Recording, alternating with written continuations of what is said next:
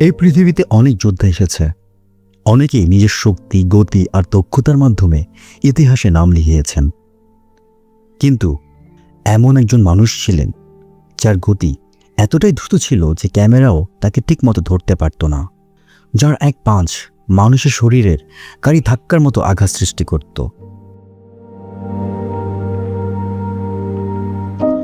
যিনি শুধু একজন মার্শাল আর্টিস্ট নন, বরং ছিলেন একজন দার্শনিক, একজন বিপ্লবী চিন্তাবিদ। তিনি হলেন ব্রুস লি। কিন্তু যতটা রহস্যময় তার শক্তি, তার চেয়েও বেশি রহস্য লুকিয়ে আছে তার মৃত্যুর পেছনে।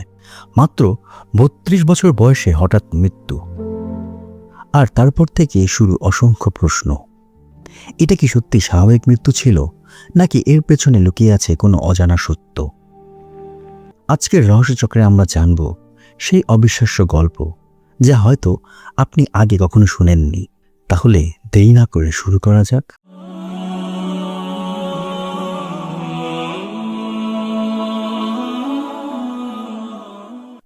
১৯৪০ সালের ২৭শে নভেম্বর আমেরিকার সান ফ্রান্সিসকো শহরে এক চীনা পরিবারে জন্ম নেন ব্রুস লি। তার বাবা লি হুই চুয়েন ছিলেন একজন অপেরা ও চলচ্চিত্র অভিনেতা, আর মা গ্রেস হো ছিলেন একজন গৃহিণী। ছোটবেলায় তার পরিবার হংকংয়ে চলে আসে, কিন্তু সেখানে জীবনটা সহজ ছিল না। শারীরিকভাবে দুর্বল হওয়ায় প্রায় তিনি অন্যদের হাতে মার খেতেন। এই পরিস্থিতি বদলাতে মাত্র ১৩ বছর বয়সে তিনি মার্শাল আর্ট শেখা শুরু করেন কিংবদন্তি গুরু ইপ ম্যানের কাছে। এই ট্রেনিংই বদলে দেয় তার জীবন। যে ছেলেটি একসময় দুর্বল ছিল, সে হয়ে ওঠে এক ভয়ঙ্কর শক্তিশালী যোদ্ধা।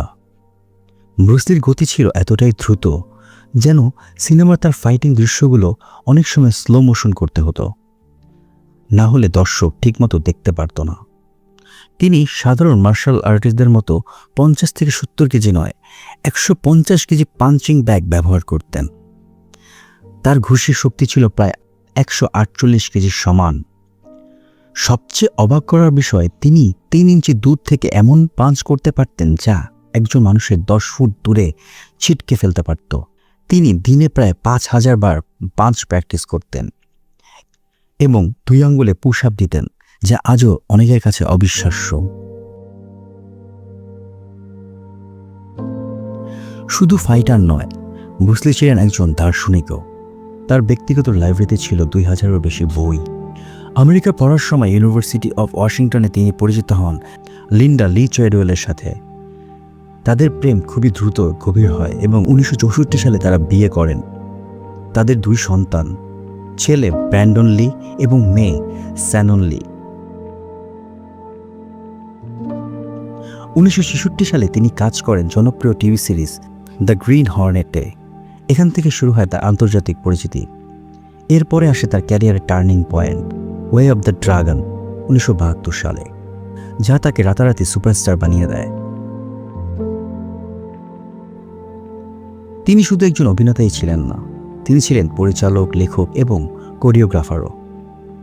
১৯৭৩ সালের ১০ মে তার বিখ্যাত cinema enter the dragon shooting চলাকালীন সময়ে তিনি অসুস্থ হয়ে পড়েন। ডাক্তার জানান তিনি ক্যারাবেলার ইডামা নামক এক রোগে আক্রান্ত। কিছুদিন পর তিনি সুস্থ হলেও ২০ জুলাই ১৯৭৩ সালে একটি মিটিংয়ের আগে হঠাৎ তার শরীরে তীব্র ব্যথা শুরু হয়। ব্যথা কমাতে তিনি পেইন কিলার নেন এবং ঘুমিয়ে পড়েন, কিন্তু সেই ঘুম হয়ে যায় তার শেষ ঘুম। তাকে দ্রুত হাসপাতালে নেওয়া হলেও চিকিৎসকরা তাকে মৃত ঘোষণা করেন। তার মৃত্যুকে ঘিরে আজও অজানা রহস্য ও বিতর্ক রয়েছে। অনেকে মনে করেন পেইন কিলার ও ড্রাগের রিয়াকশনের কারণে তার মৃত্যু হয়েছিল। আবার কেউ বলেন তার শরীর থেকে ঘামগ্রন্থি অপসারণের কারণে শরীরের টক্সিন বের হতে পারেনি, যা মারাত্মক প্রভাব ফেলেছিল। কিন্তু সত্যি কি, আজও তার সঠিক উত্তর মেলেনি। ব্রুস লি তিনি শুধু একজন ফাইটার ছিলেন না, তিনি ছিলেন একটি বিপ্লব। তার দর্শন, তার গতি, তার শক্তি আজও বিশ্বজুড়ে কোটি মানুষকে অনুপ্রাণিত করে। একজন সাধারণ ছেলে থেকে উঠে এসে তিনি হয়ে উঠেছিলেন the one and only Bruce Li.